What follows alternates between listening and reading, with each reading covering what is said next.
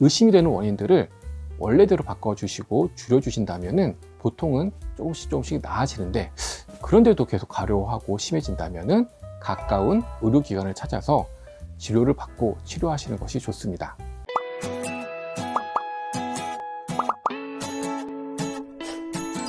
아이들이 갑자기 가려워할 때는 잘 살펴보셔야 됩니다.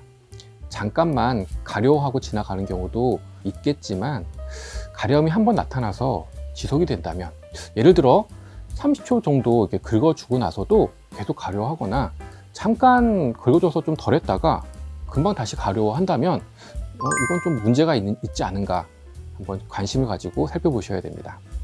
만약에 저라면 우선적으로 오늘이나 어제 새로운 음식을 좀 먹었는지, 늘 먹던 음식이지만 먹었던 음식들이 좀 오래되어서 상하지 않았나, 아니면 오늘 먹었던 그 식재료가 질이 좀 안 좋지 않았나, 이런 것들을 먼저 따져볼 것 같고요. 아니면은 또 아이가 너무 맛있어서 오늘따라 좀 많이 먹진 않았나, 그리고 또 소화가 잘 안 되는 음식들을 먹지 않았나, 이런 것들을 먼저 확인을 할 것 같습니다.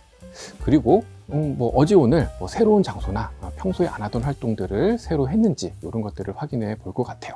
음식 때문에 나타나는 잠깐의 가려움이나 새로운 물질과 접촉을 해서 나타나는 가려움증은 그 누구에게도 나타날 수 있기 때문에 그렇습니다. 그래서 이런 가려움이 발생했다면 그 원인이 되는 음식이면 음식, 새로운 환경이면 환경, 이런 것들을 조금 바꿔주셔야 됩니다. 음식 같은 경우에는 좀 자극적이지 않고 속이 좀 편한 음식들로 바꿔주시고, 환경도 새로운 환경이 아니라 기존에 활동했던 그런 환경으로 다시 좀 돌아가서 생활할 수 있도록 도와주시면, 그리고 지금은 좀 가렵기 때문에 건조하지 않도록 하고 보습을 좀 더 신경 써주시면 보통은 이 정도 단계에서 가려움증이 점차 줄어들게 됩니다. 이렇게 하루 이틀 지났는데도 계속 가려워하고 가려움들이 혹시 더욱더 좀 심해진다면 좀 더 이렇게 따져봐야 될 것들이 많아집니다. 그때부터는 좀 눈으로 봤을 때 피부 변화가 생기는지, 그리고 피부 변화가 있다면 어느 시간에 어떤 상황에서 어떤 방식으로 심해졌는지, 이런 부분들을 좀 더 확인해 보셔야 되고요.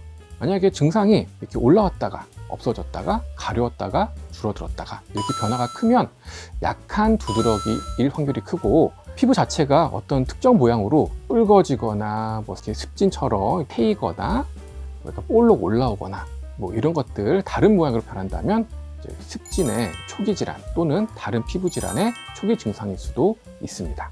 가려움이 갑자기 나타나기보다는 서서히 조금씩 가렵다가 자주 긁다가 점차 그 빈도가 심해지거나 가려워하는 것들이 점점 많아지면은, 이런 경우에는 체질적인 문제나 평소 생활 습관에 의해서 점진적으로 늘어난 피부 질환일 수도 있습니다.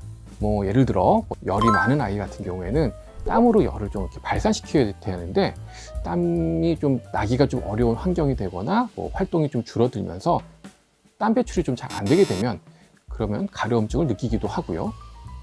또 피부가 좀 약한데 너무 뜨거운 물로 씻거나 너무 장시간 샤워를 하거나 이런 습관이 있는 친구들도 이 피부가 점차적으로 자극을 받고 건조해져서 이런 경우에도 가려움증이 점차 심해질 수 있습니다.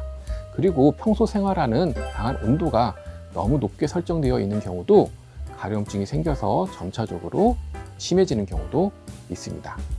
이런 것들을 발견했을 때 의심이 되는 원인들을 원래대로 바꿔주시고 줄여주신다면 보통은 조금씩 나아지는데, 그런데도 계속 가려워하고 심해진다면 가까운 의료기관을 찾아서 진료를 받고 치료하시는 것이 좋습니다.